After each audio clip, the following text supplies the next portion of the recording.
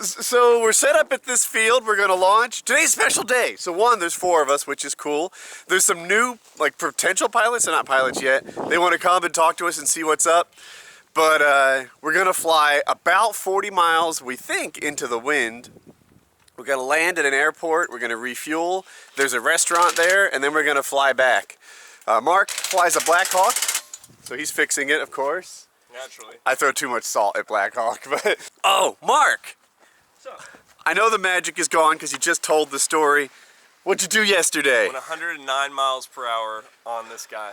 Ground speed, of course, but I was cooking it across the ground, so that's pretty sweet. He was going 40 miles an hour backwards into the wind, and then he turned around, got the tailwind, 109 miles an hour. It's the fastest I've heard so far. He's young and made of rubber, so he can do silly things. Sorry, I'll wait till you're done with your video. It's good. All right, we're gonna get going. I'm a pretty terrible person because I pretty routinely make fun of Mark. What? How's it going, Mark?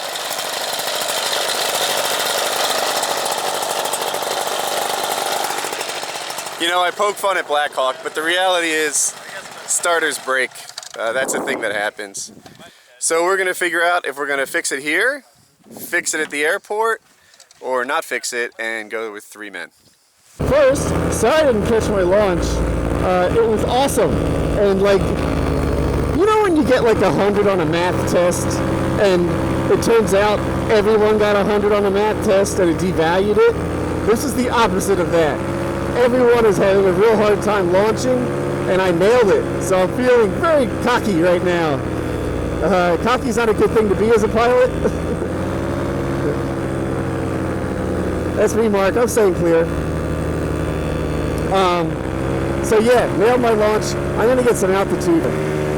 The wind is super switchy, so the key to launching is picking your time. He's launching the same direction that I did. He just is waiting for good wind, which is important. 2 things I want to talk about while I've got you frozen here. 1, my audio. 2, this thing on my lap. So in terms of audio, I bought a quote-unquote better mic. You can't see my air quotes. They're there. And it's supposed to have better noise canceling so that my voice is clearer and the prop sound and wind sounds and stuff is more subdued. It's not better. It's clearly not better. This is the second video I've tried it in. It's fired. It's not coming back. It just sounds too blown out regardless of the settings that I've changed, and that's where that is. The other thing I wanted to talk about was this flight deck on my belly here. So it has 2 things in there, my phone and my rechargeable batteries. The phone's running Fly Sky High, which I'm in love with. If you look in the top right, it tells me my altitude above the ground. Next to that is my full-on altitude. 21 miles an hour is my ground speed. I'm probably going about 30, 35 through the air, but there's a headwind. And then it estimates your wind and some other things. Most importantly to me for this trip, why I broke out the flight deck and had it on my lap so visible, was I set up waypoints. And you can see I sort of went from the top right to the bottom left there, and I'm represented in the middle as a triangle, and my friend is represented there as a little paraglider. If you go to full screen, you can probably see it. So it tells me where my friends are, where I am, how far along the path I am, how long I've been flying, a lot of super useful things. Because 40 miles or 42 miles, whatever this was, is too far to eyeball. You can't just estimate it, you'll turn, you can't see where you're going. You can't find it without something like this. And I use Fly Sky High and it's free. There's some things you can buy to make it better, but it's free. Anyway, I like this thing, and that is how I navigate from one place to another. Also, it's called a flight deck, this thing. It's kind of like a fanny pack for a paramotor. And while on this trip, all it has is some extra oil so I can refuel. I need to pre-mix my gas. On the Kitty Hawk trip, I brought like a change of clothes and some spare tools and things like that. I was more loaded up because that was an overnight trip. So this thing, it's a fanny pack and it holds my gear so I can tell where I'm going. We're about halfway through the first leg. Tim is here, Mark is here. Ross decided it wasn't the right day for him to fly because it's a little bit bumpy. He wasn't feeling it. So far, everything's going okay. So wish us luck. Here's my problem. It's kind of an air conception thing. I lost these 2 bolts in flight. I knew I heard the change in sound. And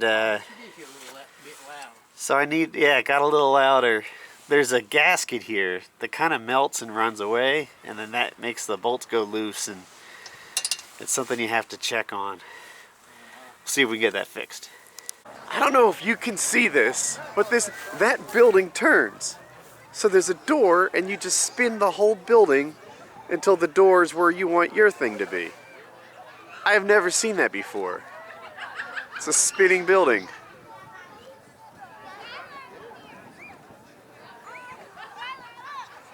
I guess every plane just points out, like, you know, tail towards the center.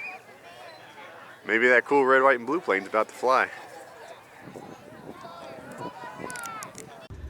Alright, so the airport didn't have fuel. I should have called ahead. All I did was look at the internet, and that's not reliable enough.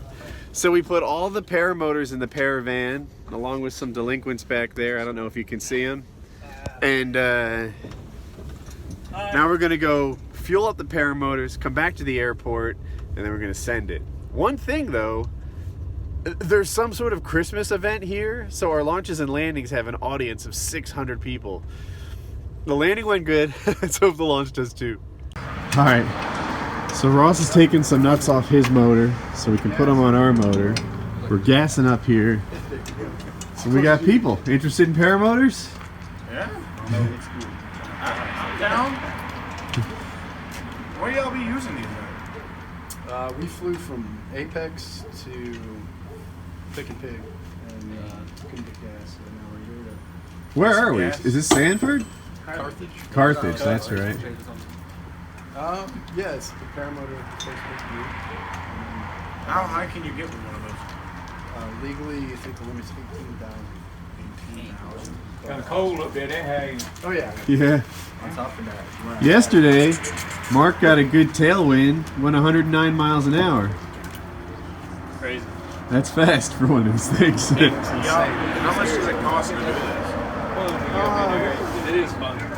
I think you're ready to refuel, Woody. Oh, what? Damn. Go. You're ready to refuel. Okay. My flight is over. The second leg was not successful. Miles. Continue onto US 15501 highway. This is what happened. The airport had some event involving Santa Claus flying by in a plane and elves falling from parachutes, and there were like 600, maybe 1,000 people there watching us launch. So I strap all up, and I'm in a hurry because I'm trying to launch after Santa lands and before the elves drop, or craziness. And I forgot to prime my motor. So on an E-start, what you can do, but it's a bad idea, is just hold down the starter and let it prime itself, and I blew my fuse. So it's a $5 part. It's unfortunate, but I didn't get to launch. And then Tim pulled the plug on his launch too because it was getting late, and Mark is sending it. He was the first guy up, so I think he's just going. And we're driving home. So, you know, look, nobody's hurt, nothing's really broken. Got over 2 hours of flying in today, and the landing, gosh, there was an audience of hundreds of people. That was new, but I stuck it. All right, that's the end of my day. I was feeling pretty bad because the relay on my paramotor broke because I didn't prime it and whatever. Future Woody here. Now I know it was actually wrong. So the starter did start to fail me about 3 weeks ago. The Bendix spring wasn't working and it wasn't retracting like it should. So I took it apart, replaced the spring, put it back together. Also, Air Conception sent me a new starter for my troubles because it's a 2-year warranty.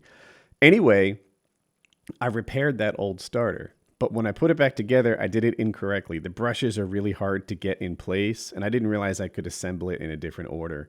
So when I took it apart to see what was up, I could see that the brushes weren't right. I did it correctly now. Now I have a backup starter in case anything goes wrong. Feel good. But it wasn't a fuse. It wasn't a relay. It was an improperly assembled starter by yours truly. And Mark, on the other hand, launched, right? Mark was gonna fly back. Mark was gonna do what none of us did. Do you see that light up here? That's Mark. Mark did not make it back. I wish I could give you, there's a field back here somewhere. His motor died in flight. It wasn't as dark then as it is now, but it was that 30 minutes after sunset, and he somehow managed to find a spot to put it down. I guess I'll walk over there and see if he needs a hand. He's probably carrying his wing. But yeah, Mark's back there. So Mark did the corniest infomercial ever for the pumpkin, right? In the whole thing, he pretended he was like his motor. Oh, your motor did die, didn't it? Yeah. Anyway, the pumpkin is this wing bag, and it folds up really small. And it's, I don't know, it's just cool to me that it worked as designed. So yeah, how you feeling? I feel like my engine just died and I landed on a lake shore and walked through the woods and then hit a fence and had to get back into the woods. And then you guys came and got me, so. But you're unhurt, uninjured, and no damage? No damage. You'll be fine. We'll fly soon. Yeah. I thought I'd do an outro to the video, let you guys know how everything wrapped up. We went out to dinner that night. It was awesome. Mark's motor had some pretty good damage to it. The piston was damaged. He needs a new one of those, new piston rings, new needle bearings, most of the internals. The cylinder head he thinks is fine, and the cylinder itself, but most of the moving parts inside he's going to swap out and make it fresh and new again. I think this is the second time he's done that, but don't quote me. Look, no one's hurt. Everyone's fine. We're going to fly again. He's going to try some new two-stroke oil and ratios to try and find that like magic thing that works for his motor and makes it more reliable than it's been for him so far. So that's where we are. New video coming soon. Yeah, multi-million-dollar deals got $1 million deal. When I was younger, I would wonder how $1 million feel. And for real, it feel like I ain't even broke a seal. Cause when you drop hits, they want you to pick up the bill. Now my life is in Maryland, my heart is in Chicago. New York state of mind, but out LA, man, that's where I go. When I need to lay this shit down, so much on my mind, that's the reason I'm spitting now.